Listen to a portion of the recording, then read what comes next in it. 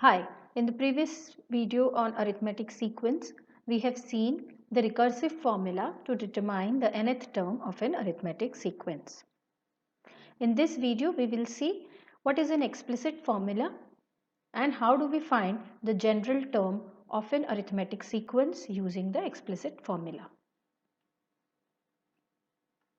We know that in an arithmetic sequence, each term differs from the previous term by a common difference d. If we have an arithmetic sequence 3, 8, 13, 18 and so on, we see that the next term is obtained by adding a 5 to the previous term. Again a 5 is added to 8. Again a 5 is added to 13 to get the next term, that is 18, and we have already seen that this 5 is called the common difference. Okay, so now here we see that 8 can be written as 3 plus 5. Okay, 13 can be written as, what are we doing? To get 13, we are adding a 5 and then we are adding another 5. Okay, so basically to the first term, which is 3, we are adding 2 5s. Okay, and similarly to obtain an 18 from the first term, how many times are we adding a 5? We are adding 1 time, 2 times and 3 times 5 to get 18. So I can write 18 as 3, which is my first term, plus 3 times 5. Correct? So if we have a series, arithmetic series whose first term is a1 and the common difference is d, then we know that we can obtain the second term a2 as a1 plus d. 8 is obtained by 3, which is a1, and 5, which is d, so a1 plus d. The third term, which is a3, can be obtained by adding two common differences to a1, correct? We added 3 plus 2 times 5. 3 was the first term, which is a1, and this is 2 times d. So a3 can be written as a1 plus 2 times d. How do we obtain the fourth term? We saw here 3 was a1, and how many differences were we adding? We are adding common differences 3 times, so it is a1 plus 3d. So a4 is obtained by adding the common difference 3 times to the first term. I hope this much is clear to everyone. So we see that a1, which is our first term, a2 in terms of a1 is a1 plus d. Okay, a1 can be written as a1 plus 0d. Okay, because there is no d here. a3 can be written as, the third term can be written as a1 plus 2 times d. a4 can be written as a1 plus 3 times d. a5 can be written as a1 plus 4 times d, and so on.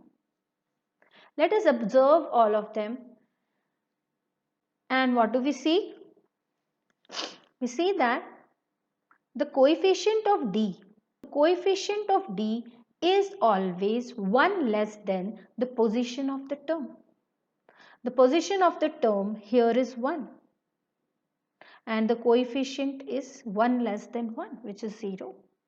The coefficient here is 1 and the position of the term is 2, so it is 1 less than the position. Again the position is 3, 1 less than 3 is 2, and hence the coefficient of the d is 2. The position is 4 and the coefficient of d is 1 less than the position. Okay. We see that here you subtract 1, you get a 0. Reduce the position number by 1, you get a 1. Reduce this position number by 1, you get a 2. Reduce this, you get a 3, and so on. So an, which is the nth term in the arithmetic sequence, can be given by the first term, which is a1 plus n minus 1, 1 less than the position of the term, times d. This formula is called the explicit formula.